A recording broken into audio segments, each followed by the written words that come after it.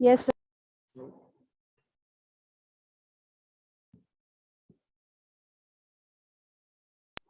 Yes, sir. ठीक है चलिए. So we are starting with the session. Just for few seconds.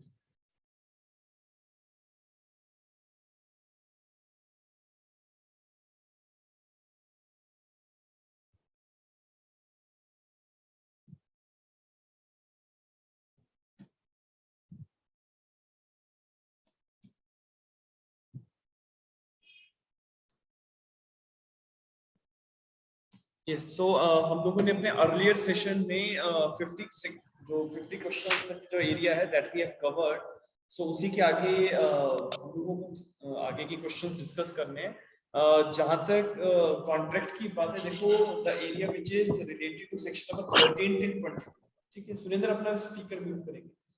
The questions which are related with the area related to section number 13 till 22 जो हमारा free consent का area है.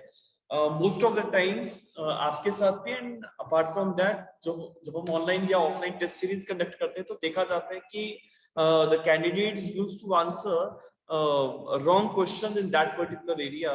तो अभी भी जैसे हमने लास्ट सेशन में भी most of the questions were there from the topic of fraud, misrepresentation etc. So उन्हीं एरिया से रिलेट करते हुए मिस्टेक etc. तक हम लोग जो है आज डिस्कशन करेंगे. लेट अस कितना एरिया कवर करते हैं, प्रोवाइडेड आज का जो हमारा क्वेश्चंस का जो ड्यूरेशन रहेगा that will be of approximately 1 hour. ठीक है, और 75 तक के जो क्वेश्चंस है, question number 51 till 75 that we will try to cover today. And बाकी के जो क्वेश्चंस होंगे वो हम कल के सेशन में खत्म करेंगे. So first question, as far as it is visible on your screens are, that is where the consent to an agreement is caused by fraud, coercion, fraud or misrepresentation. The agreement is voidable at the option of the party whose consent was so caused. Such right of said person is called as the right of a dissolution of a contract, the right of innovation, the right of repudiation, or the right of rescission of the contract. Yes, everyone.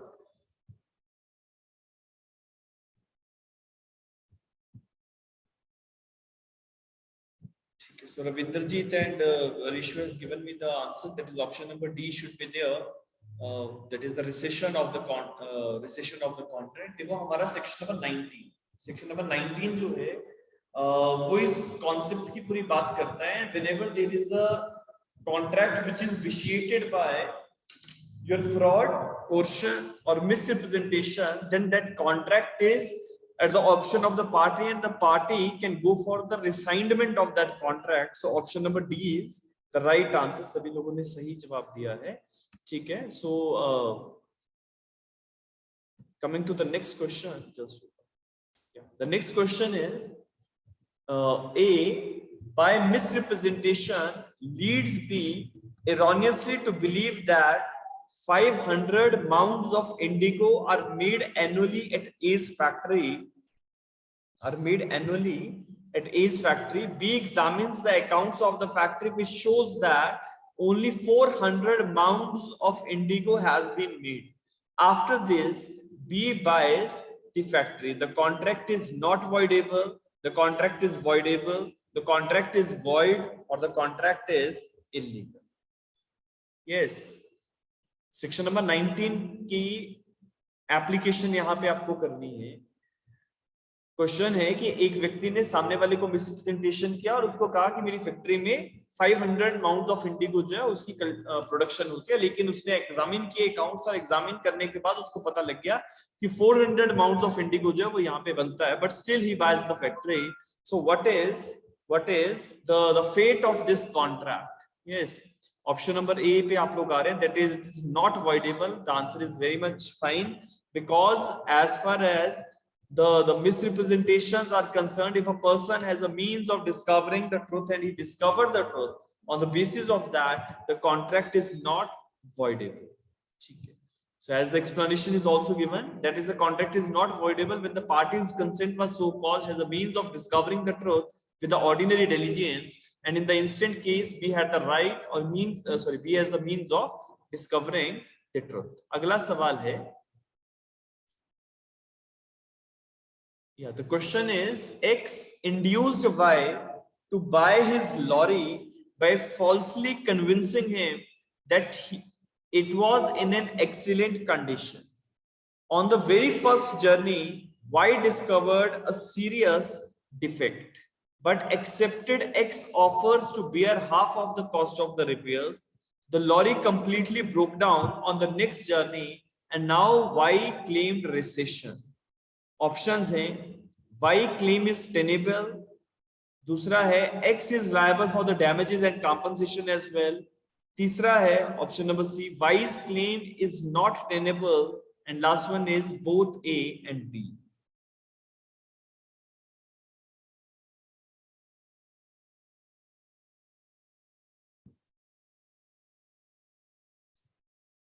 Yes, so two of you have given me the answer, that is option number C.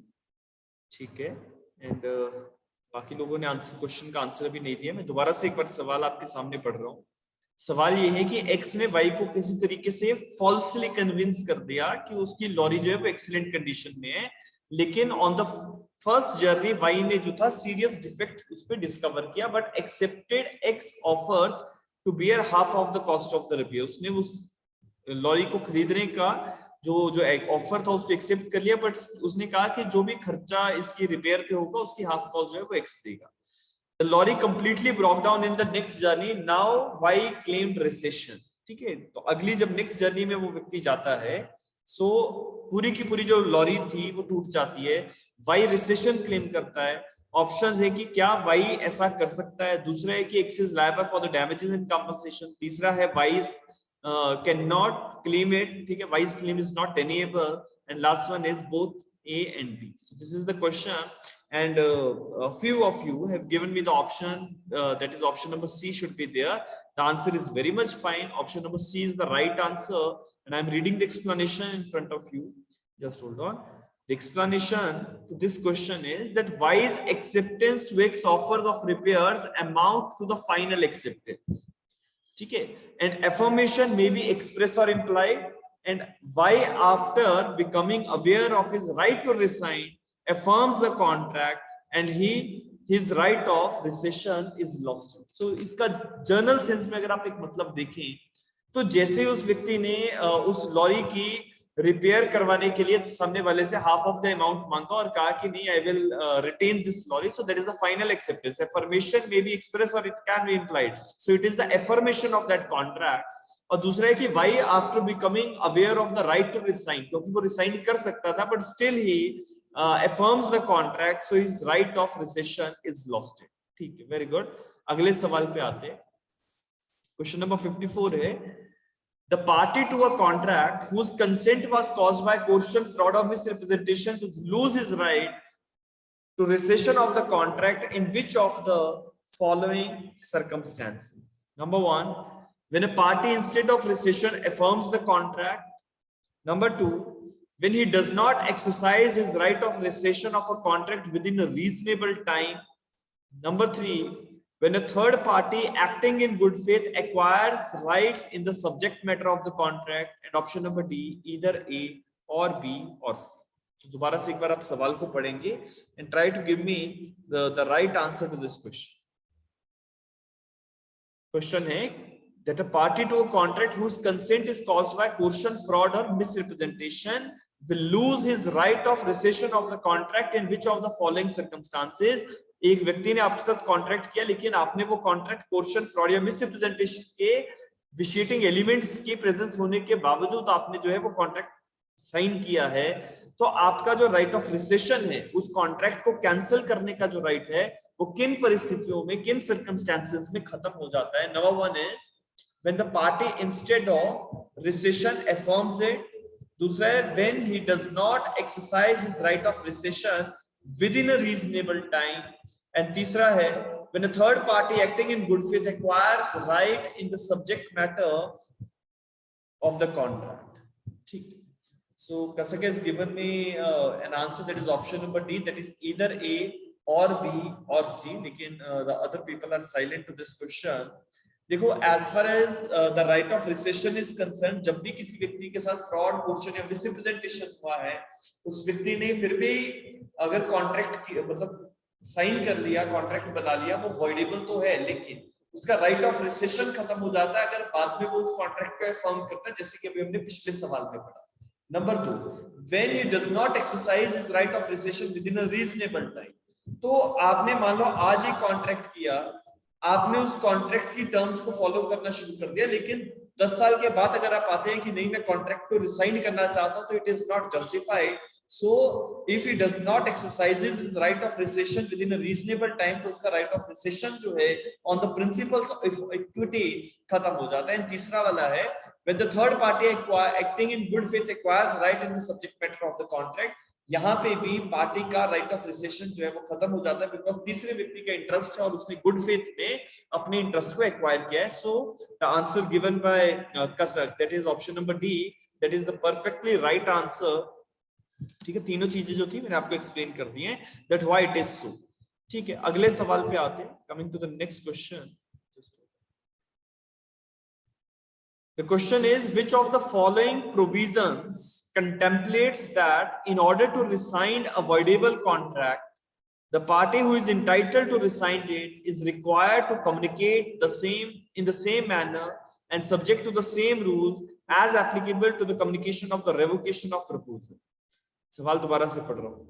Which of the following provisions, Indian contract act का कौन सा section है जो इस चीज की बात करता है, क्या in order to rescind voidable contract, voidable contract को जब आप रिसाइंड करने के लिए जाते हैं, the party who is entitled to rescind a contract, मतलब जिसके ऑप्शन पे कॉन्ट्रैक्ट चल रहा था, is required to communicate in the same manner and subject to the same rules as applicable to the communication of communication और revocation of proposal. तो communication और revocation of the proposal के लिए जब आप सामने वाले व्यक्ति को अपना जो कम्युनिकेशन है वो मेड आउट करते हैं, तो उसी तरह से रिसेशन ऑफ द कॉन्ट्रैक्ट करने के लिए भी आपको जो है कम्युनिकेशन करना पड़ता है।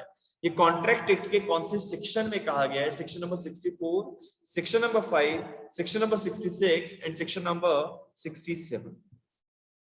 यस, सुरेंद्र ने जवाब दिया है, बहुत अच्छे। सेक्शन नंबर 66 की बात की जा रही है। Section number 66, option number C, that is the perfectly right answer. सभी लोगों ने ऑप्शन नंबर सी पे मार्क किया है।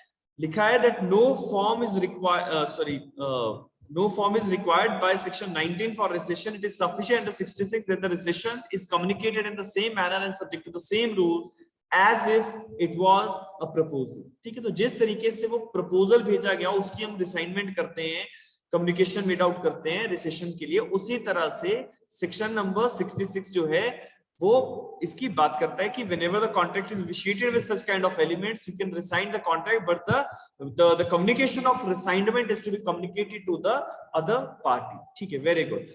अगले सवाल पे आते हैं। बहुत अच्छा है, सभी लोगों ने सेक्शन नंबर 66 राइट आंसर दिया है।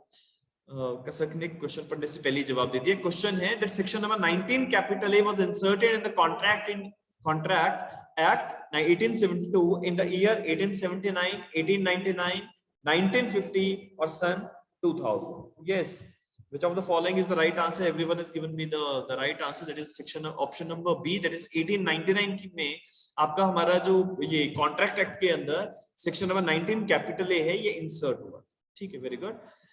अगला सवाल, the legislative intent behind inserting section 19 capital A of the contract act was, section number 19 capital A आप सभी लोगों ने जिन्होंने क्लासेस लगाई हैं, जो अपने आप भी सेल्फ स्टडी कर रहे हैं, I hope you all are aware of the concept behind section number 19 capital A कि undue influence में पार्शियल रिसेशन और पार्शियल इन्फोर्समेंट के कॉन्सेप्ट को डालने के लिए सेक्शन नंबर 19 कैपिटल ए जो था वो इंसर्ट किया गया था, बिकॉज 1899 से पहले जो है हमारा अनड्यू इन्फ्लुएंस का कॉन्सेप्ट सेक्शन नंबर 19 के अंदर ही कवर होता था। And the contract is voidable and it can B रिसाइंडेड और इट कैन बी इन्फोर्स, दो ही चीजें हो सकती थी। लेकिन 19 कैपिटल में उसको डालने की वजह ये थी कि आप अनड्यू इन्फ्लुएंस के बेसिस पे अगर कोई कॉन्ट्रैक्ट्स बने हैं तो आप उसे पार्शियली रिसाइन करके पार्शियली इन्फोर्स करवा सकते हैं। So as far as the question is concerned, वो इंटेंट पूछ रहा है 19 कैपिटल के पीछे क्या था। सो ऑप्शंस में है to differentiate the voidability of the contract on the ground of undue influence on one and and coercion, fraud or misrepresentation on another. Next one is to provide adequate compensation to the parties. Next one is to relieve the borrower against the oppressive terms of the contract imposed by the money lender. And last one is to enable the rescission of the contract. Yes, everyone. Which of the following is the right answer? इसका जो right answer है मैं आपको थोड़ा सा clue देता हूँ कि as far as the correct answer to this question is concerned, वो हमारे section 19 capital A की एक illustration है. उस illustration से आप बहुत easily उसको जो है figure out कर सकते हैं. Yes. कौन सा illustration है section number 19 capital A के अंदर जो इन options के साथ match करता है? Number one is पहला option है to differentiate the voidability of contract on the ground of undue influence on one end and coercion, fraud or misrepresentation on the another. क्या ये purpose था? या फिर to provide adequate compensation to the parties, क्या ये था? To relieve the borrower against the oppressive terms of the contract imposed by the money lender, क्या ये था? And last one is to enable the complete rescission of the contract. ठीक है. सो सुरेंद्र मेरे पास illustration number B की बात की है सेक्शन नंबर 19 कैपिटल ए के अंदर इलस्ट्रेशन नंबर बी. देखो as far as the illustration number B is concerned, it is related with the concept of borrowing money on the higher rate of interest on the terms of undue influence which is applicable over the person. So इस सवाल में जो correct option है, ठीक है, जो correct option है कैसे का बी रेफर कर रहे हो ऑप्शन नंबर बी, लेकिन सेक्शन नंबर 19 कैपिटल ए के पीछे जो ग्राउंड था वो बेसिकली ये था कि जब भी कभी कभी जो बोरोअर्स हैं, जो लोग पैसा उधार लेते हैं और इंटरेस्ट पे लेते हैं, तो उनको ऑपरेसिव टर्म्स से बचाया जा सके. जैसे कि मान लो आपने एक व्यक्ति से लोन लिया और दोबारा से आपको उसी व्यक्ति से अगर पैसा उधार लेना है and that person applies the undue influence over you and he charges the higher rate of interest. ठीक है. तो at that point of time only the partial rescission and the partial enforcement of the contract can be there. So option number C जो है that is the right answer to this question. आप लोग सभी लोग अपने अपने बेरेक्स में section number 19 capital A की illustrations को एक बार देखेंगे. So thereby you will get to know that what is the actual legislative intent behind 19 capital A. I am reading it. Just hold on. The explanation is there. Yeah. So explanation to this question is there is a legislative intent behind section number 19 capital A was to relieve the borrower against the oppressive terms of the contract imposed by the money lender, but subject to the repayment to the lender, the money actually advanced with the reasonable interest. ठीक है. तो ये एक journal सा एक principal था जो हमारे 19 कैपिटल ए को एक 1899 में जब अमेंडमेंट करके हमने एक अलग से एक सेक्शन बनाया ताकि मनी लेंडर्स जो थे वो अनड्यूली इन्फ्लुएंस करके हायर रेट ऑफ इंटरेस्ट या ज्यादा रीपेमेंट या जो पहले का पैसा उसने उधार दिया है उसका डबल मांगने की कोशिश करते थे. तो उन चीजों में अनड्यूली इन्फ्लुएंस करना, एक बोरोअर और जो लेंडर है दोनों के बीच में फिड्यूशियरी रिलेशनशिप है जिसके बेसिस पे अनड्यू इन्फ्लुएंस जो है वो अप्लाई हो सकता है. तो उसी को रेगुलेट करने के लिए 19 कैपिटल ए जो था वो ड्राफ्ट किया गया. सभी लोग अपने अपने बेरेक्स में इलस्ट्रेशंस पे जाएंगे और इलस्ट्रेशंस पे एक बार जरूर फोकस करेंगे. ठीक है. Coming to the next question. The partial rescission of a contract may take place under section 19 capital A both or neither of A and B. Yes, partial rescission किस section के अंदर किया जा सकता है? So as you people are referring me option number B, that is section number 19 capital A, perfectly fine. जब भी कोई contract coercion, fraud या मिसरिप्रेजेंटेशन के आधार पे हो तो उसमें पार्शियल रिसेशन का कॉन्सेप्ट नहीं अप्लाई होगा. या तो कंप्लीटली कॉन्ट्रैक्ट रिसाइंड हो जाएगा या कंप्लीटली उसको हम इन्फोर्स कर देंगे. लेकिन when it comes to the undue influence, जैसे अभी हमने ऊपर दो क्वेश्चंस में बात करी, तो partial recession of the contracts, voidable contracts is can be there when it is the application of undue influence. ठीक है. Coming to the next question.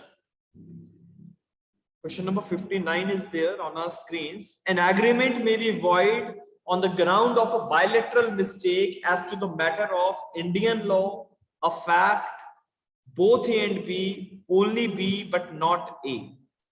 An agreement may be void on the ground of a bilateral mistake as to the matter of Indian law, fact, both A and B, only B but not A. Yes.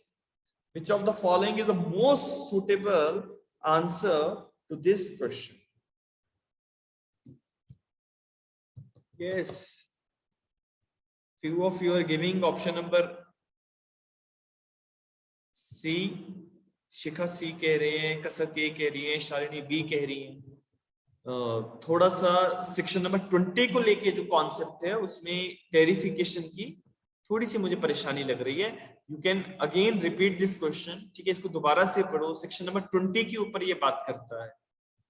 Section number 20 के ऊपर कह रहा है an agreement may be void on the ground of a bilateral mistake as to the matter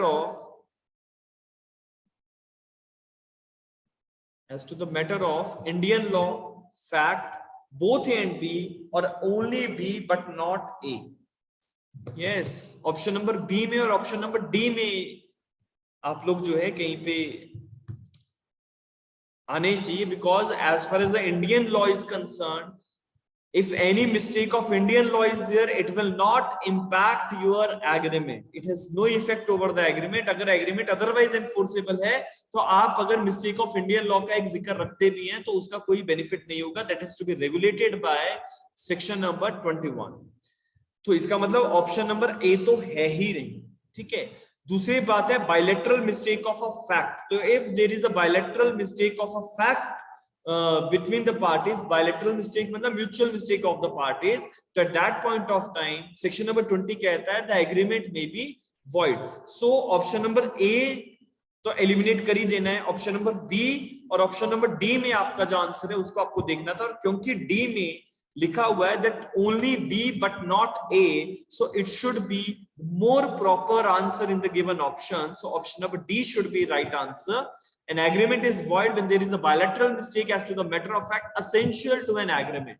ठीक है. तो अगर दोनों लोगों को मिस्टेक के पॉइंट ऑफ व्यू से कोई फैक्ट के पॉइंट ऑफ व्यू से कोई मिस्टेक अगर लगा है and that matter of fact is essential to the agreement, the whole agreement is void and it cannot be enforceable. So the right answer should be option number D. देखो आप option number अगर B को mark करते हैं ना fact पे, तो कहीं ना कहीं इसका मतलब ये होता है कि आप इंडियन लॉ में भी कहीं वॉइडेबिलिटी के कॉन्सेप्ट को देखते हैं, लेकिन ऐसा नहीं है. तो आपको ऑप्शन नंबर डी ही मार्क करना पड़ेगा. Coming to the next question. Yeah, so next question is A agrees to sell B a specific cargo of goods supposed to be in the way from England to Bombay. It turns out that before the day of the bargain,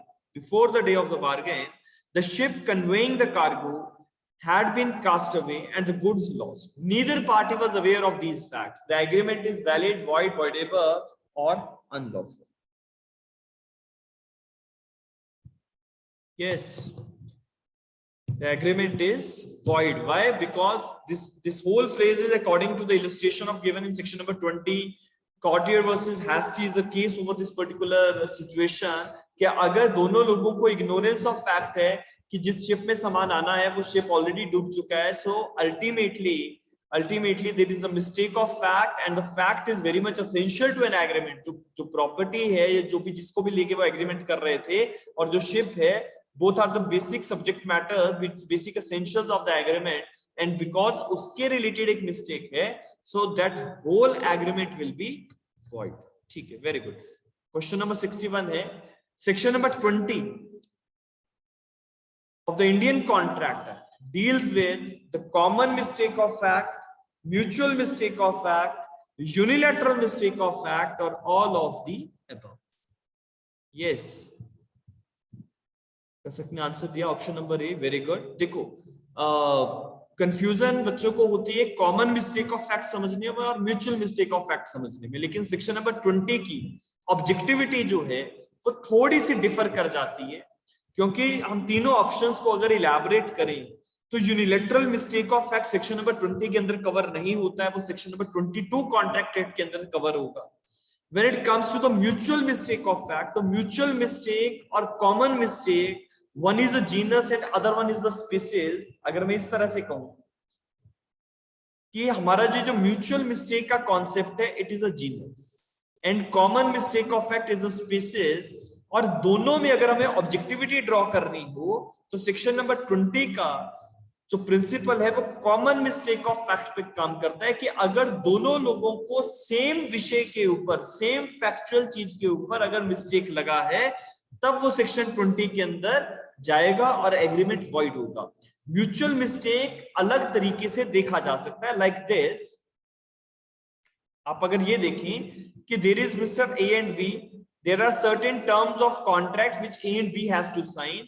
mister A को कुछ points पे mistake लग रही है और mister B को कुछ अलग पॉइंट्स पे मिस्टेक लग रही है, so it may be a mutual mistake of a fact. ये म्यूचुअल मिस्टेक तो है but it is not a common mistake, it is not a common mistake. और इसमें एक डिफरेंशिया आ सकता है कि this factual thing may not be essential to an agreement or may be essential to an agreement. So इसीलिए मैंने कहा कि म्यूचुअल मिस्टेक ऑफ फैक्ट का जो प्रिंसिपल है वो जीनस है और कॉमन मिस्टेक ऑफ फैक्ट का जो प्रिंसिपल है that is the species over here, and hence the right answer to this particular question should be what? Yes, option number what should be the right answer. तो मैंने explain कर दिया है, तो what should be the right answer? The right answer should be option number E. That is, a common mistake arises when both parties are mistaken about the same vital fact. Same vital fact, though they are ad idem. For example, the subject matter of the contract has already perished, and in this case, the contract is void. Section number 20 is concerned with the common mistake of fact. अब यहाँ पे एक और चीज का ध्यान रखना कि मान लो आपके क्वेश्चन में ऑप्शंस जो रखे हैं उसमें common mistake of fact options में नहीं है, सिर्फ म्यूचुअल मिस्टेक और यूनिलैटरल मिस्टेक रखा गया है, तो आप म्यूचुअल मिस्टेक को मार्क करेंगे बिकॉज म्यूचुअल मिस्टेक भी कहीं ना कहीं सेक्शन 20 से रिलेट करता है।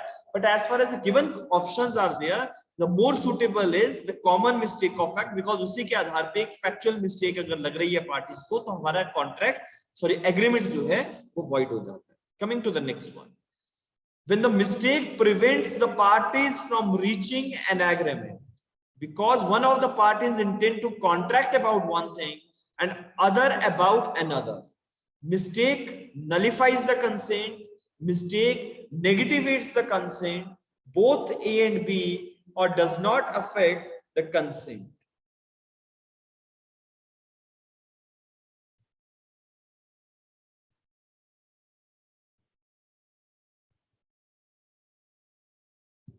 Yes, it nullifies the consent or it negativates the consent. Shikha is giving me the answer option number A. The others are giving option number B, that is negativates the consent. ठीक है, देखो ये दोनों ही principles nullifying the consent और नेगेटिवेटिंग the consent जो है, इसको आपको थोड़ा सा इलैबोरेट अगर मैं इसको करूं, so it is like this. देखो इसको जनरली अगर हम समझते हैं दो चीजें कि मान लो मिस्टेक ऑफ फैक्ट होने के कारण से पार्टीज कंसेंसस एंड आइडम करी नहीं, ठीक है। Consensus and idem means meeting of the same thing in the meeting of the minds on the same thing in the same sense. So if there is a mistake as to something because of which the parties are not able to reach at the same point of view, so ultimately it will have an impact over the agreement. So there is no consent basically ना। देखो आपने जब एक agreement किया, सो कुछ ना कुछ facts दोनों पार्टीज को क्लियर होने चाहिए, तभी कंसेंसस एंड आइडम का प्रिंसिपल जो है वो काम कर सकता है। और अगर पार्टीज को वो चीजें क्लियर हुई नहीं, so how they can reach to a consent, ठीक है। और दूसरा है कि पार्टीज में कहीं ना कहीं सब्जेक्ट मैटर को लेके कुछ ऐसी चीजें जो which are very much essential to an agreement, उसको लेके अगर मिस्टेक हो जाती है, so it will be the impact over the agreement also. So as far as this question is concerned, let me come to the explanation firstly. I hope it is visible to everyone that what is the explanation written. Let me make it more clear to you. Yeah.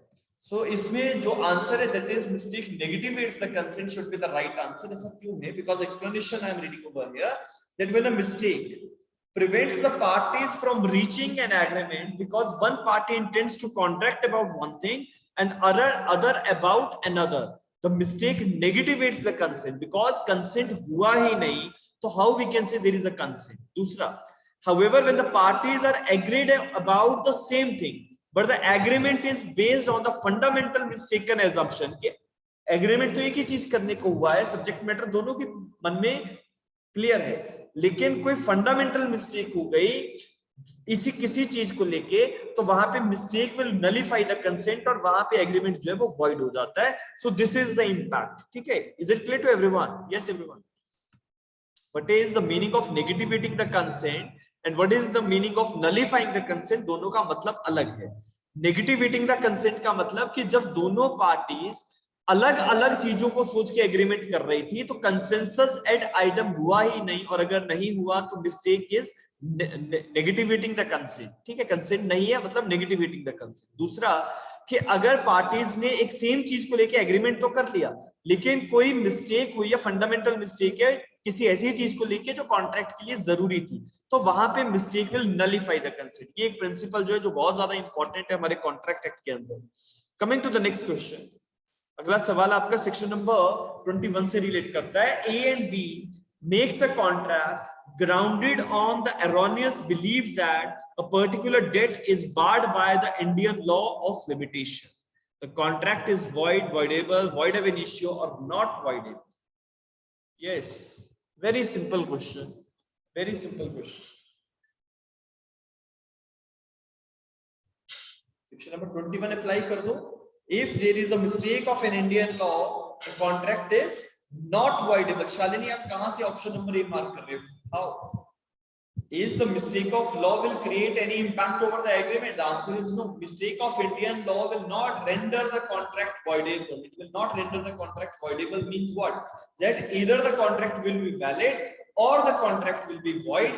But voidability की जब बात आएगी तो वहां पे हमें देखना पड़ता है कि सेक्शन नंबर 23 अप्लाई तो नहीं हो रहा. इसका जनरल से एक तरीका समझ लो. Now you are giving option number C no.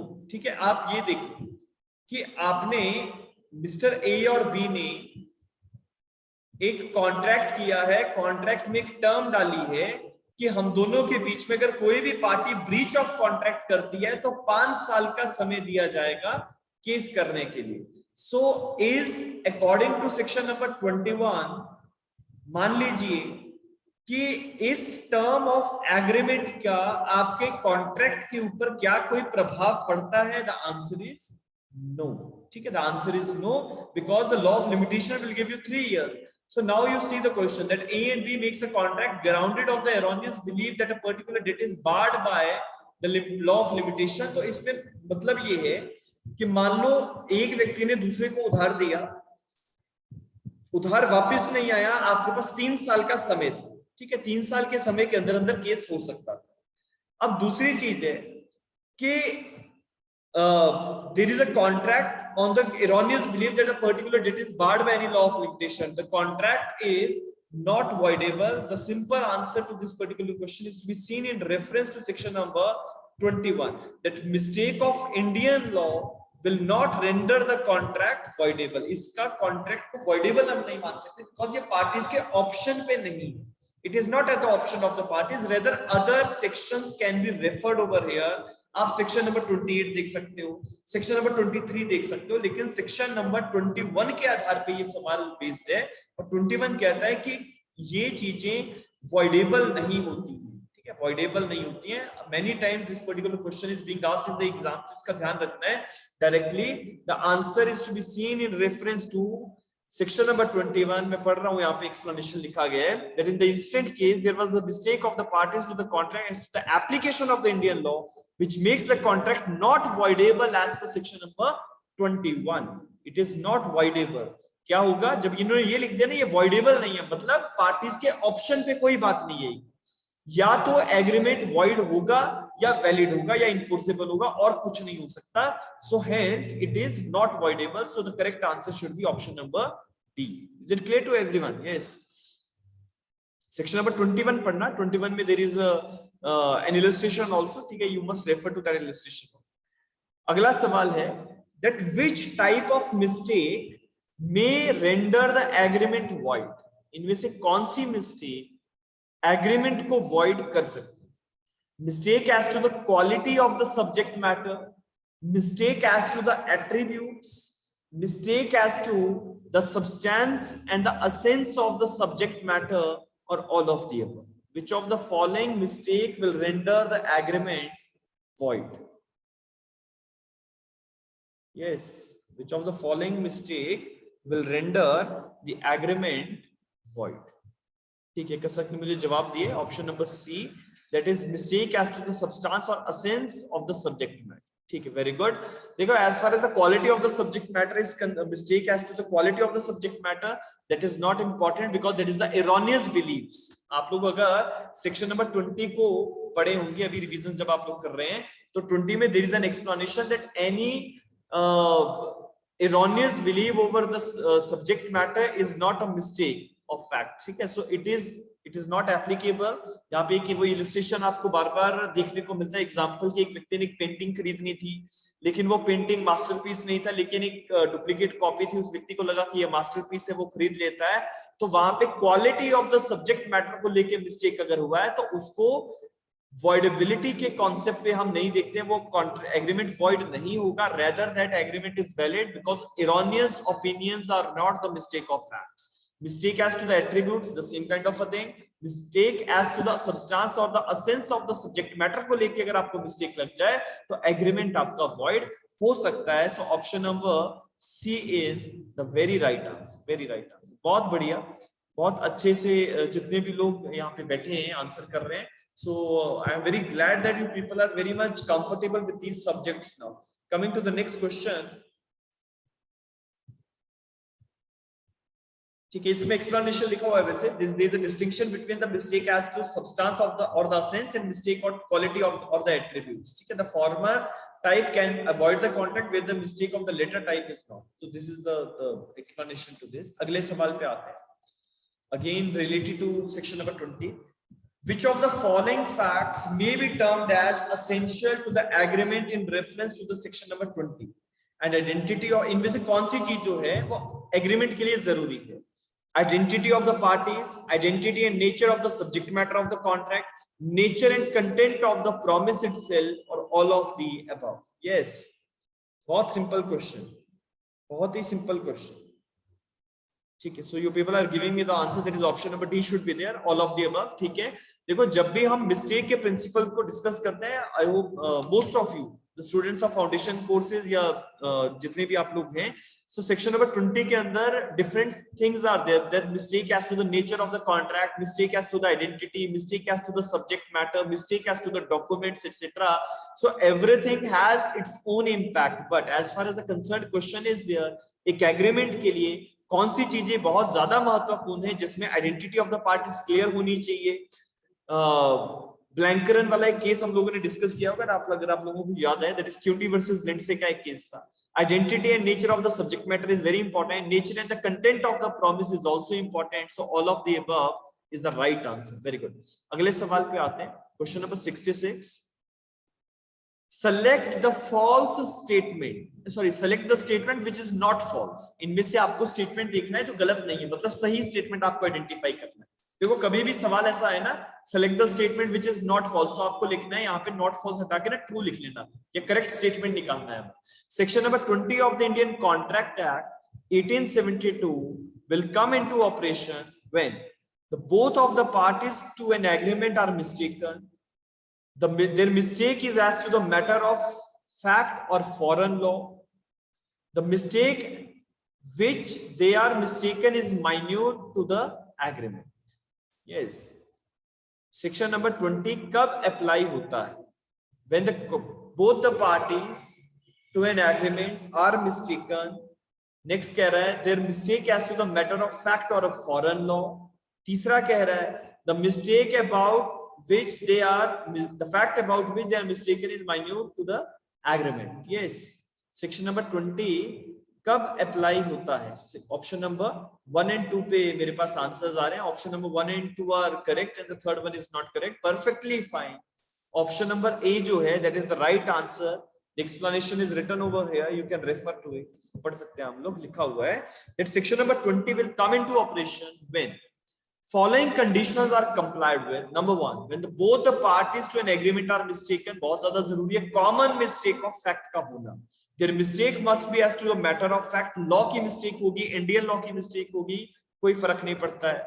लेकिन फॉरेन लॉ को हम क्योंकि इंडिया में फैक्ट मानते हैं तो फॉरेन लॉ की मिस्टेक को हम सेक्शन 20 के आधार पे देख सकते हैं।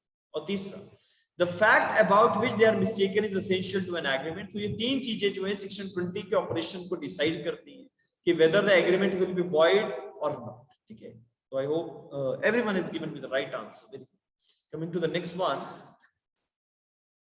ठीक है, I believe and I assume that कि जैसे आप लोग जैसे बहुत सारे क्वेश्चंस में देख रहा हूँ कि आज और as far as the contract sessions are concerned, apart from the area of जो हमारा मिसरिप्रेजेंटेशन से रिलेट करता था वहां को छोड़ दें तो लगभग सभी लोगों ने बहुत इजीली एक सही तरीके से सही आंसर तक पहुंचने की कोशिश भी की है।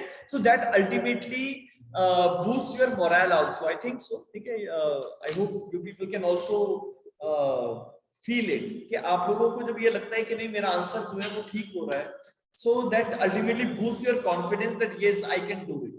Coming to the next question, थोड़ा सा लेंथी क्वेश्चन है, पहले हम इसको पढ़ेंगे फिर इसको हिंदी में एक्सप्लेन करता हूँ फिर उसके बाद सही आंसर पे आएंगे। और देखो जितने भी लोग हैं, some of you may be very much comfortable with the English, some of you may not। ठीक है, तो those who are not comfortable with the English, और ये कुछ ऐसे लोग हैं जिनको इजीली समझ में नहीं आता है कि सवाल अगर बड़ा सवाल है तो समझना कैसे है, तो try to break it in parts and translate in Hindi, only then we can understand that what is the real thing which is being asked in the question। Question है आपका, Mr. X knew on account of his adverse criticism of some members of the theatre that he would not be allowed to be present at the first performance of a play at a theatre। A ticket was obtained for him by one of his friends without disclosing that it was for him, but the defendant, the managing director of the theatre, refused him the admission on the night in question।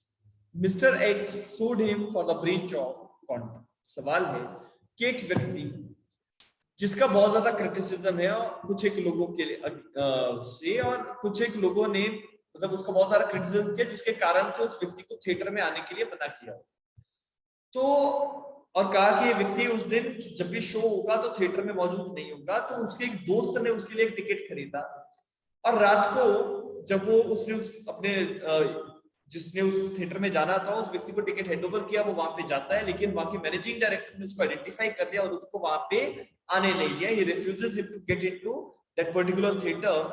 सो अब mister X ने breach of contract के लिए case किया है। सो हमें ये देखना है कि क्या ऐसा हो सकता है या नहीं।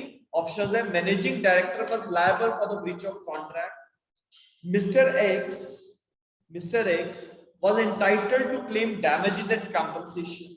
Managing director was not liable for as there is a no contract between him and the theatre, and last one is none of the above। yes, stranger to contract का प्रिंसिपल अप्लाई कर रहे हैं। ठीक है, ये सवाल देखो, ये सवाल कोई सपोजिशन बेस्ड नहीं है, कोई assumption बेस्ड नहीं है। There is a case law. ठीक है, इस केस लॉ को मैं यहाँ पे अभी इसका एक्सप्लेनेशन पढ़ता हूँ। ऑप्शन नंबर सी जो था वो इसका राइट आंसर है, that the managing director was not liable as there is a no contract between him and the theatre। मतलब there is a no contract, stranger to contract का principal यहाँ पे apply हुआ, लेकिन साथ के साथ आइडेंटिटी ऑफ द पार्टीज को लेके there is a mistaken thing. So वहां से सेड वर्सेस बट का एक केस था, उस केस के जो बेसिक रैशनल है मैं उसको यहाँ पे पढ़ रहा हूँ। Just give me few seconds. या I hope it is visible to everyone. या लिखा है, where the identity of one party is of the vital importance. When the identity of one party is of the vital importance to the offeror, a mistake as to the identity will prevent an agreement from arising। कि जब आपके लिए सामने वाले की identity बहुत ज्यादा महत्वपूर्ण हो और आइडेंटिटी को लेके मिस्टेक लग जाए तो एग्रीमेंट अराइज नहीं हो सकता। In the instant case there was a mistake as to the identity of the parties which is a fact essential to an agreement, thus there is a no contract between Mr. X and the theatre। क्योंकि उसने जो ticket खरीदी वो खुद नहीं खरीदी, तो theatre वाले जो लोग थे वो तो किसी और व्यक्ति के साथ कॉन्ट्रैक्ट कर रहे हैं, उसको टिकट दिया है, मिस्टर एक्स को तो डायरेक्टली टिकट नहीं दिया है। And because over here the identity of a party is very much important, because उसका क्रिटिसिज्म है थिएटर के अंदर, उसको नहीं आने देना है। So there is a no contract between mister X and the theatre, therefore managing director was not liable. Hence, because of the mistake as to the fact essential to an agreement will render the agreement void. Section number 20 के ऊपर set versus but का case था, जिसमें managing director की कोई responsibility यहाँ पे fix नहीं की गई. So option number C is the right answer. ठीक है. सो सिर्फ रविंदरजीत और मेरे ख्याल से शालिनी ने ऑप्शन नंबर बी कहा था. ठीक है, लेकिन the others have given me the option number C. ठीक है. I hope Ravinderjit and Shalini you are clear with the issue कि यहाँ पे मिस्टर एक्स जो है वो लायबल क्यों नहीं है. बिकॉज थिएटर वाले लोगों ने जब टिकट दिया तो वो मिस्टर एक्स को दिया ही नहीं है, और क्योंकि यहाँ पे mistake as to the identity of the subject matter है और उस व्यक्ति की आइडेंटिटी एग्रीमेंट के लिए जरूरी है वहां पे, तो hence managing director is not liable. Coming to the next question. Case का नाम याद रखिएगा, सेट वर्सेस बट, जिस केस में थिएटर वालों की रिस्पॉन्सिबिलिटी नहीं थी. ठीक है. क्यों नहीं थी? क्योंकि उन्होंने मिस्टर एक्स के साथ एग्रीमेंट किया ही नहीं. Coming to the next question. अगला सवाल अगेन थोड़ा सा बड़ा है, इसको पढ़ते हैं. क्या लिखा है? That mister James appointed mister Samuel to look after his cultivation and his affairs as he became too old to manage them for himself. Mister James ने अपने एक मैनेजर को रखा कि वो सारी खेती बाड़ी सब कुछ चीजों का ध्यान रखेगा, और उसने कहा कि देखो मैं बूढ़ा हो चुका हूं, I can't manage everything. Mister Samuel asked him to grant him a lease for the land. उसने कहा कि सर मेरे नाम पे लीज कर दो, एक लाइसेंस लीज मिल जाएगा मुझे, तो मैं अपने राइट्स को वहां पे जो है इन्फोर्स करवा दूंगा. Mister James agreed to it and placed his thumb impression upon a deed which was in fact a gift deed of the land. उसने actually वो lease deed पे साइन ना करवाते हुए गिफ्ट पे साइन करवा दिया. The deed would be void and inoperative, voidable, valid and inoperative, or it is illegal. Yes. एक डॉक्ट्रिन मैंने आपको मेरे ख्याल से लास्ट सेशन में भी आपके साथ डिस्कस करी थी. That is कैसे आप सी आंसर दे रहे हैं, बड़ा सोच समझ के जवाब दीजिएगा. नहीं नहीं नहीं, 122 में कहा जा रहा है. Where are you going? Agreement देखो ना क्या हुआ है, गिफ्ट तो उसने किया ही नहीं. सवाल समझो, सवाल कह रहा है, जिसे मैं ऐसा उदाहरण आपको देता हूं कि मैं कहता हूं कि अब मैं कुछ एक काम है वो नहीं कर सकता, और आप जो है मेरे बिहाफ पे वो काम करो, मैं आपको रेम्यूनरेशन दूंगा, मैनेजर आप मेरे बन जाओ. आपने कहा कि सर मुझे आप ना अपनी प्रॉपर्टी लीज पे दे दो. आप मेरे पास एक लीज डीड बना के लाए, लेकिन एक्चुअली में वो लीज डीड थी ही नहीं, वो आपने गिफ्ट डीड तैयार करवाई, आपने मुझे दी और मेरा थंब इंप्रेशन उस पे ले लिया या सिग्नेचर ले लिए. तो आपने जो डॉक्यूमेंट पे मुझसे साइन करवाए और जो मुझे लग रहा है कि जिस डॉक्यूमेंट पे साइन कर रहा हूं वो दोनों अलग अलग चीजें हैं. मुझे ये लग रहा है कि मैं लीज डीड पे साइन कर रहा हूं और आप मुझसे किस पे साइन करवा रहे हो? गिफ्ट डीड पे. तो आप लोग अभी भी सही आंसर तक नहीं पहुंचे. मिस्टेक से रिलेटेड प्रिंसिपल है, मिस्टेक से रिलेटेड प्रिंसिपल है, and ultimately there is no consensus ad idem, no consensus ad idem. क्यों? The reason is very simple, because the manager is getting the thumb impressions on the lease deed and the person is giving the thumb impressions on the gift deed, but ultimately दिमाग में कुछ और है. जो व्यक्ति sign करवा रहा है वो गिफ्ट डीड पे साइन करवा रहा है, और जो कर रहा है उसको लग रहा है मैं लीज डीड पे साइन कर रहा हूं. तो there is nullification of the consent, there is no consent of the parties, and hence the agreement is not voidable. Mistake आ गया ना, तो मिस्टेक के प्रिंसिपल्स पे तो वॉइडेबिलिटी का कॉन्सेप्ट अप्लाई होता ही नहीं है. The concept will be of option number A, that is the concerned agreement is void and inoperative. कितनी बार आप लोगों को मैंने एक मैक्सिम बताया है, लास्ट सेशन में भी बताया था, that is the maxim, that is the principle of non est factum. Non est factum.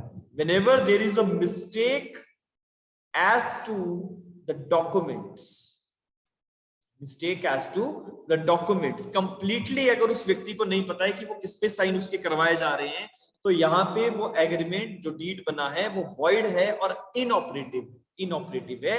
लेकिन वहीं से एक और छोटा सा प्रिंसिपल मैं आपके सामने रखता हूँ, जो नॉन एस्ट फैक्टम की डॉक्ट्रिन का थोड़ा सा एक एक्सेप्शन बनता है. अब उसमें एक एग्जांपल आप लोग अगर नोट्स बुक्स पढ़ेंगे, ध्यान से पढ़ेंगे, होता है पढ़ना हो, दूसरा है ध्यान से पढ़ना. तो ध्यान से अगर पढ़ोगे, मिस्टेक वाला एरिया है, हमने स्टार्टिंग में डिस्कस किया होगा. आई थिंक यस कि जब हमने फ्री कंसेंट वाले एरिया शुरू करने थे तो वहां पे मिस्टेक हम सबसे पहले पढ़ते हैं। तो जहां पे एक मैंने आपको चीज बताई थी कि हस्बैंड ने वाइफ से एक गिफ्ट डीड साइन करवाई जिसमें उसने ये लिखवा लिया कि आप अपनी 4 प्रॉपर्टीज जो है वो मुझे गिफ्ट कर रही हैं। वाइफ ने देखा कि हस्बैंड मुझसे गिफ्ट डीड पे साइन करवा रहा है, उसने साइन कर दी। लेकिन बाद में हस्बैंड ने उसमें एक प्रॉपर्टी बाद में ऐड कर दी। तो ये जो हुआ है ये एग्रीमेंट कंप्लीटली वॉइड नहीं होगा, लेकिन it will B voidable at the option of W. तो ये कुछ एक प्रिंसिपल्स थे जो आप लोगों की कॉपीज में आप लोग देख सकते हैं। Everything is being dictated in the classes, discussed in elaborately with a wider discussions. ठीक है, तो उसको एक बार गो थ्रू करिएगा। ये जो कंसर्न हमारे पास सिचुएशन था, ये non est factum complete lack of the consent की जब बात आती है तो एग्रीमेंट वॉइड और इनऑपरेटिव रहेगा। ठीक है, coming to the next one, here the mistake is in the nature of the promise, and अगर mistake nature of promise में होती है तो that is completely fine.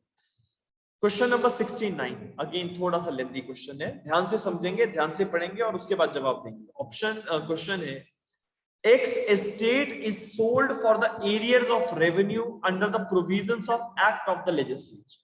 X estate is sold for the areas of revenue under the provisions of the Act of the Legislature by which the defaulter is prohibited from purchasing the estate. Estate Y, upon an understanding with X, becomes purchaser and agrees to convey the estate to X upon receiving from him the price Y has paid. The agreement is void as the object is unlawful, consideration is unlawful, it is going to defeat the object of the law, or both A and B. Yes, सवाल अगर समझ पाए तो बहुत अच्छी बात है। सवाल ये कह रहा है कि X estate is sold for the areas of revenue under the provisions of the Act of the Legislature by which the defaulter is prohibited from purchasing the estate. Y, upon an understanding with X, becomes purchaser and agrees to convey the estate to X upon receiving him a price which Y has paid. The agreement is void. Yes, because what is the ultimate object of this agreement? सवाल समझ पा रहे हो या नहीं समझ पा रहे हो? ऑप्शन नंबर सी पे आप लोग आ रहे हैं, very good. Option number C पे आ रहे हैं, बहुत अच्छी बात है।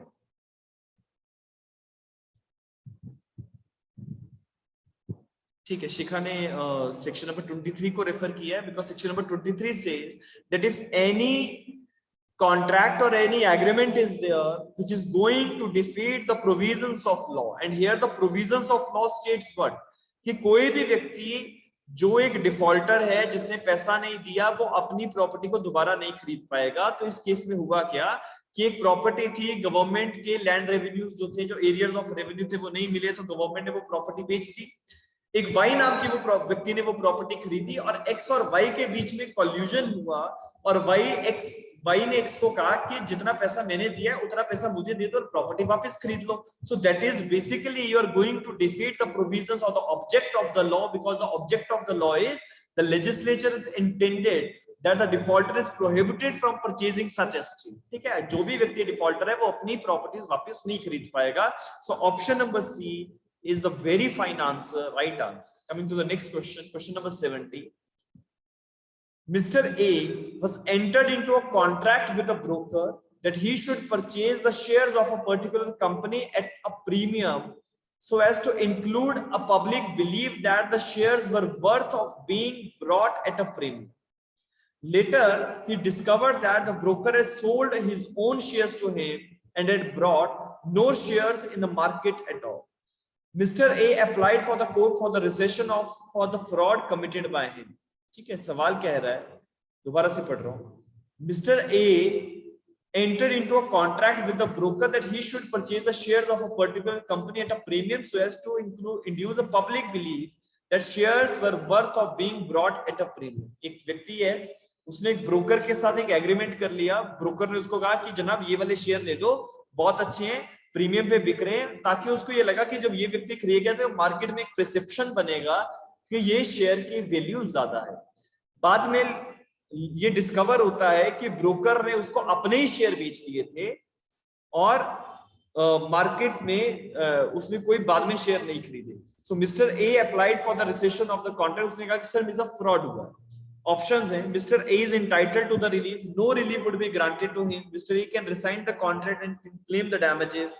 And the last one is both A and C. Yes. Is any relief can be granted to Mr. A?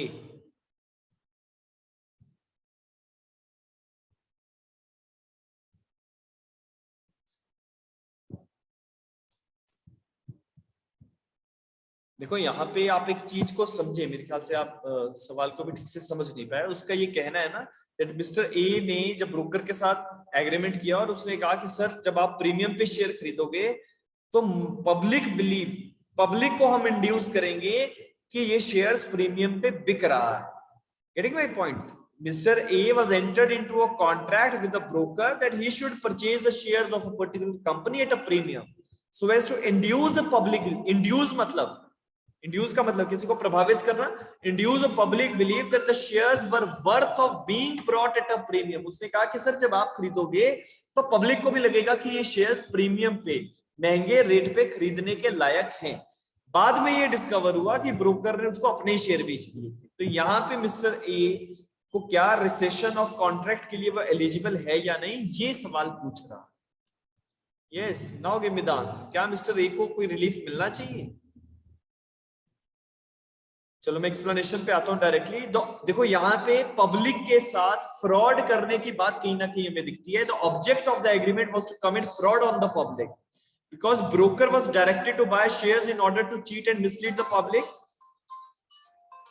The broker was directed to buy shares in order to cheat and mislead the public. The agreement was for the fraudulent purpose and hence it is void and no relief would be given to Mr. A. ठीक है. So it is to be seen कि वहां पे जैसे उन दोनों के बीच में जो एग्रीमेंट था वो पब्लिक को मिसलीड करने वाले थे कि जब मैं शेयर्स खरीदूंगा तो आप फिर और भी लोगों को ये शेयर्स बेचना ताकि पब्लिक को भी ये लगे कि ये शेयर महंगे रेट पे खरीदा जा सकता है. So option number B is the right answer because ultimately those persons are going to defraud with the public and hence the agreement is void as per section number 23 of contract act. अगला सवाल question number 21.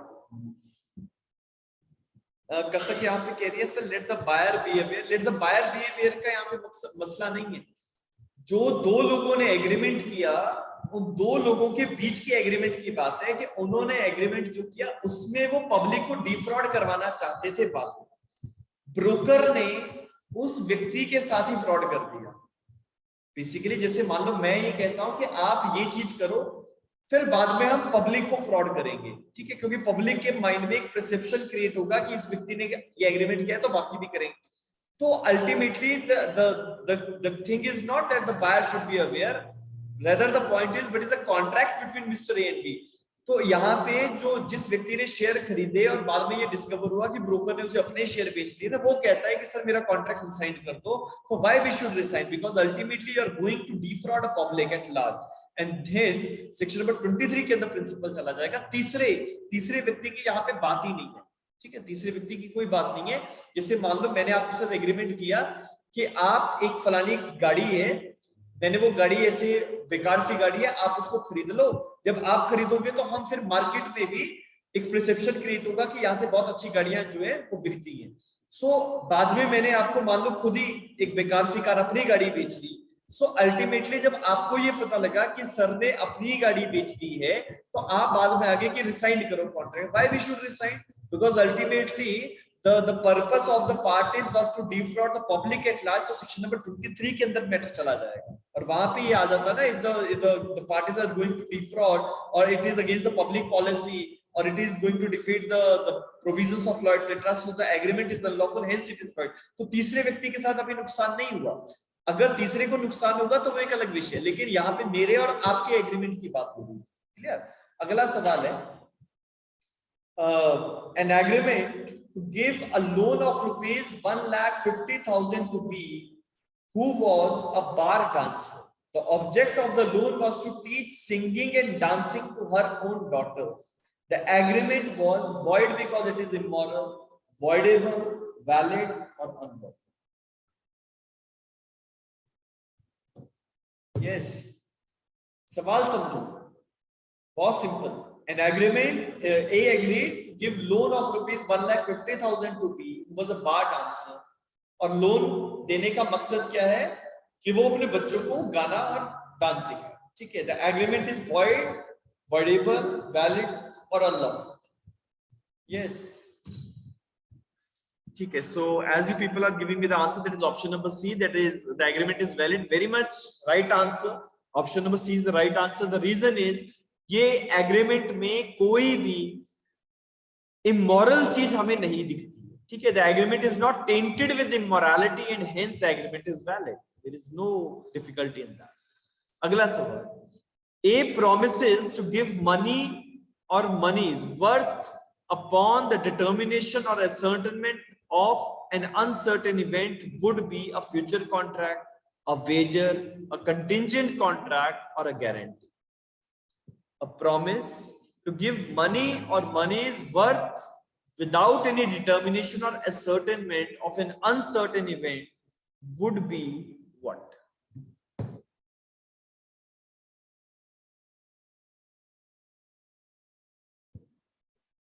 Option number C पे आप लोग जा रहे हो. सिर्फ uncertain event को देखते हुए कंटिंजेंट में क्यों चले जाते हो? यस,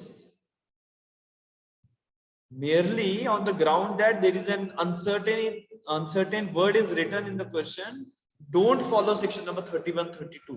ठीक है, वहीं पे डायरेक्टली कंटिंजेंट कॉन्ट्रैक्ट में नहीं जाना है. रेदर बाकी एस्पेक्ट्स को भी एक बार देखिए क्या लिखा हुआ.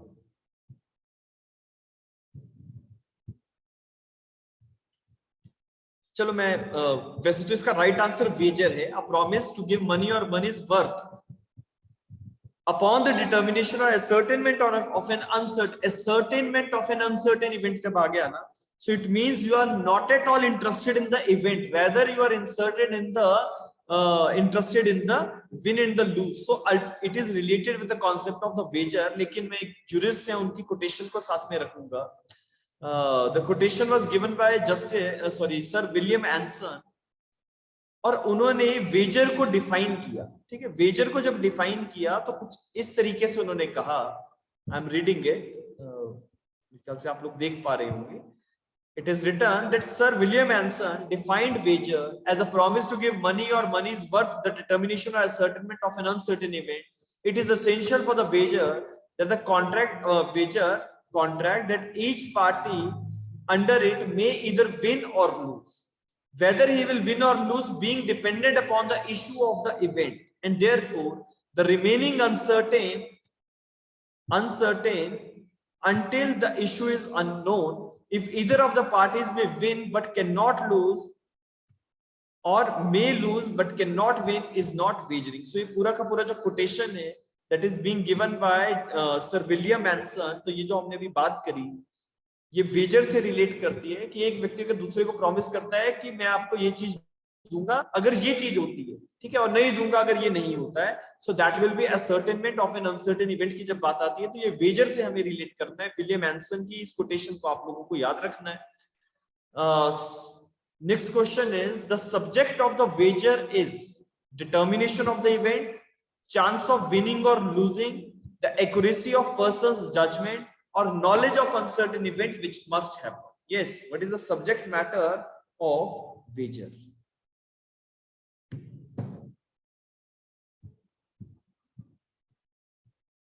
फिर गड़बड़ करोगे. Subject of the wager.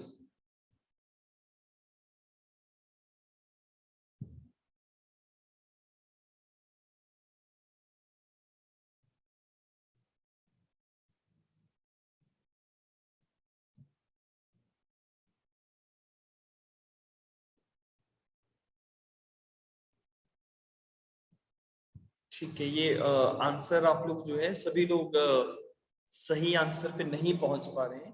So let me come to the explanation to this question. देखो जहां तक विन और लूज की बात है, it is an essential element of the wager. No doubt there is a chance of winning or losing, but how you are getting that chance, that is important.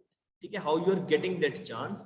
So option number C is my right answer था, that is the accuracy of the person's judgment and not the determination of the event. ठीक है, मैं उस पे आ रहा हूँ. That an event may be uncertain, but need not to be a future event. The parties may wager about the qualities or attributes of existing things or results of the events already occurred when they both do not know about these. The subject of the wager is then the accuracy of each person's judgment and not the determination of the event. देखो आपने मान लो दो wrestlers हैं जो wrestling कर रहे हैं, आपने कहा कि फलाना जीतेगा, एक ने कहा फलाना जीतेगा.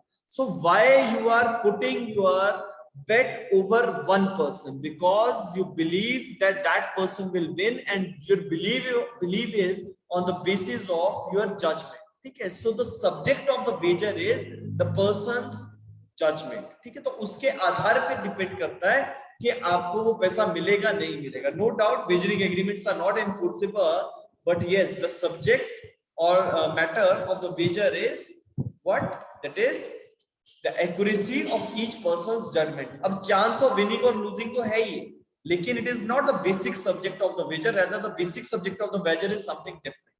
ठीक है. So that the right answer is option number C. चलिए, second last question for today. X enters into a contract with Y to pay him a sum of rupees 20,000 if Chennai Super Kings wins the trophy, while Y pays rupees 40,000 if Chennai Super Kings does not win. It is a contingent contract, wagering contract, voidable contract or a valid contract. Yes. चलिए, ये आपके IPL पे सवाल आधारित, बड़ा सोच समझ के जवाब दीजिएगा. X enters into a contract with Y to pay him a sum assured of 20,000 if Chennai Super King wins and a trophy wins the trophy, while Y pays 40,000 if Chennai Super Kings does not win. So it is a wagering contract. Very good. It is the wagering contract. ठीक है. Last question है that which of the following case is related to a blue pencil rule? Which of the following case is related to a blue pencil rule?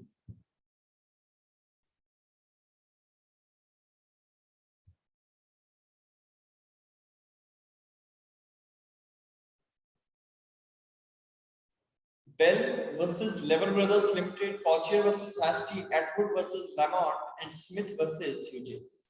Yes. Blue pencil rule. Any guess or any other thing which you have?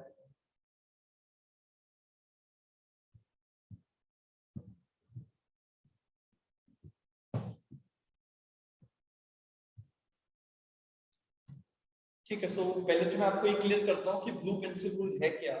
देखो, blue pencil rule एक Atwood versus जो लेमॉन्ट का case है. इस case में England की courts ने एक रूल दिया था, that is a blue pencil rule. और उसमें इन्होंने कहा कि कभी-कभी अगर कॉन्ट्रैक्ट अगर सिवियर हो सकता है, मतलब एक कॉन्ट्रैक्ट को अगर दो हिस्सों में विभाजित किया जा सकता है, डिवाइड किया जा सकता है, तो हम एक हिस्से को अगर इन्फोर्स कर सकते हैं और दूसरे को नहीं कर सकते. So and if it is possible by the rule of severance, तो उसको ब्लू पेंसिल रूल के नाम से जाना गया. कि इफ मैं अगर आपको इसको लिखना चाहता हूं तो लिख भी सकते हो कि ब्लू पेंसिल रूल का मतलब क्या है, that the portion of the contract is void और unenforceable and the portion of the contract is valid and enforceable. तो अगर एक हिस्सा कॉन्ट्रैक्ट का वैलिड और इन्फोर्सेबल है, दूसरा वॉइड और अनइन्फोर्सेबल है, तो दोनों को अगर अलग अलग किया जा सकता है, सिवियर किया जा सकता है, so that can be done. और हम इन्फोर्सेबल वाले हिस्से को, वैलिड वाले हिस्से को एग्जीक्यूट कर सकते हैं, आगे बढ़ा सकते हैं. सो एटवुड वर्सेस लेमॉन्ट बहुत इंपॉर्टेंट है. Atwood versus Lamont, it was held that the blue pencil rule severance can be affected when a part severed can be removed by running a blue pencil through it. So ये एक मतलब था blue pencil rule का कि आप अगर एक contract को दो हिस्सों में डिवाइड करके एक की एग्जीक्यूशन और दूसरे को एग्जीक्यूट अगर नहीं करना है, if it is possible you can go for this. Yes, is it clear to everyone? Yes sir. ठीक है. सो बस इसका ध्यान रखिएगा, ये ब्लू पेंसिल रूल कभी कभी पूछ लेते हैं कि कौन से केस लॉ से रिलेट करता है या अदरवाइज इसका मतलब क्या है. तो सिवेरेंस का प्रिंसिपल है, half of the contract is valid, half of the contract is void, half of the it is enforceable, half is not. And if it can be severable, क्योंकि हर कॉन्ट्रैक्ट सिवियर नहीं हो सकता, तो अगर उसमें विभाजन करने का, डिवाइड करने का पॉसिबिलिटी है, अलग अलग करके आप उसको इंटरप्रेट कर सकते हैं कॉन्ट्रैक्ट को, और अलग अलग करके वॉइड वाले हिस्से को छोड़ के वैलिड वाले हिस्से को अगर इन्फोर्स कर सकते हैं तो it can be done. So this is all about today's session. ठीक है, अभी हमारे इसमें लास्ट एक कॉन्ट्रैक्ट का सेशन और बचेगा, दैट विल कंटिन्यू टुमारो। ठीक है, तो बाकी के जो क्वेश्चंस हैं, आज हमने क्वेश्चन नंबर 75 तक किए, बाकी remaining questions will continue tomorrow. बाकी टाइमिंग्स जो कल की हैं वो सेम ही रहेंगी। चलिए, thank you so much to everyone. Thank you, sir.